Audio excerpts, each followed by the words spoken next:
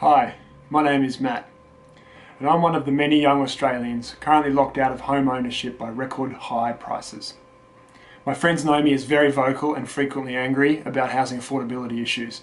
Well, the latest development in the saga that is the Aussie housing market truly has my blood boiling.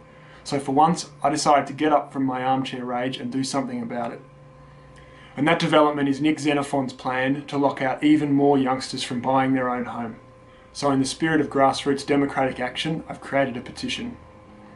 Senator Nick Xenophon, scrap your dangerous and self-serving plans for first home buyers to use superannuation for housing deposits and instead push for the real solutions to housing affordability. It goes like this. Nick Xenophon has recently announced plans to introduce a bill that would allow first home buyers access to their superannuation savings in order to help fund a home loan deposit. His plan is based on the Canadian Home Buyers Plan, but Senator Xenophon has clearly failed to do his homework because the scheme actually worsened housing affordability, with Canada now one of only 2 countries in the world more overvalued than Australia. In fact, the politician responsible for this Canadian policy disaster recently decried the scheme and openly admitted that it was actually designed to stop house prices from falling.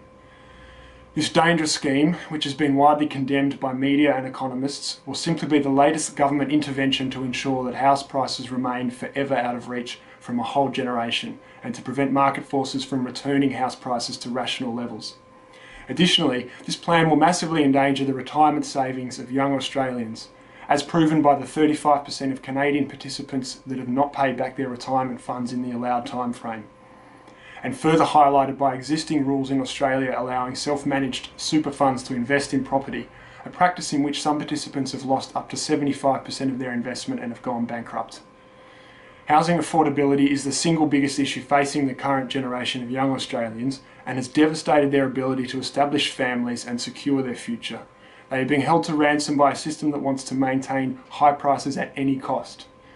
And like most Australian politicians, Nick Xenophon stands to benefit from the rising prices that this policy will cause, having personal interests in no less than 8 investment properties and associated mortgages. The motivation for this policy must therefore be openly questioned and viewed with scepticism. Politicians of all stripes have recently been shown to possess vested interest in property investments totalling about $300 million.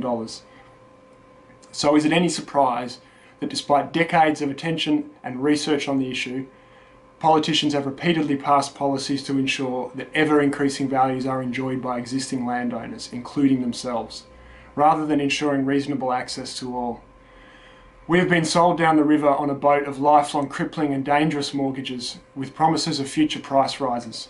Price rises that even the RBA admits will be hard to come by in future and will therefore need to be supported by devious policies such as this one. Young Australians have endured decades of myths about the causes and solutions for high house prices and have been lectured by countless politicians, economists, bankers, spruikers and landowners of the need to just save more and expect less.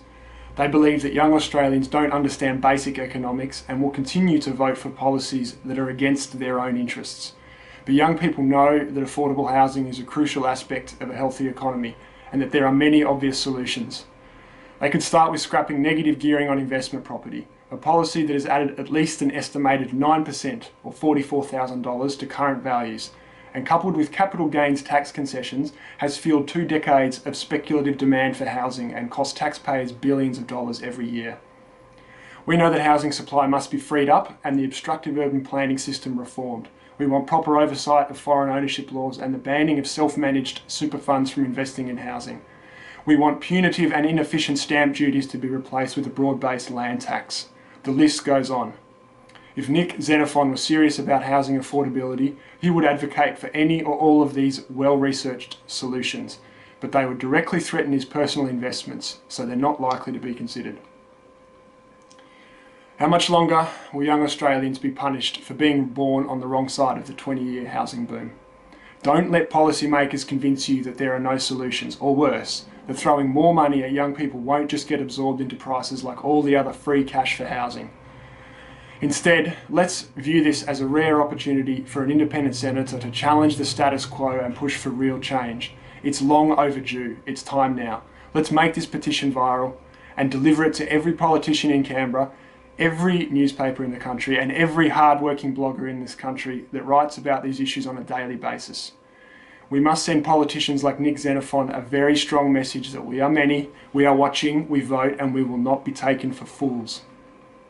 It's time that the Australian government and Australian politicians finally stood up for the mountains of evidence and research into the real causes and solutions for housing affordability in this country. It's time that young Australians told politicians that we do understand the real causes of sky-high house prices, and we will not be conned by yet another policy designed to keep prices rising forever. We must let them know that there are real solutions that get ignored time and time again, and that we suspect that the protection of personal and political interests are the only reason that they get ignored. We know that Australia's future economic stability, prosperity and equality depends on solving the housing affordability crisis. And it's time to listen to the evidence and, for the first time in history, pass a policy that represents the interests of the 4.5 million voters that don't own a home.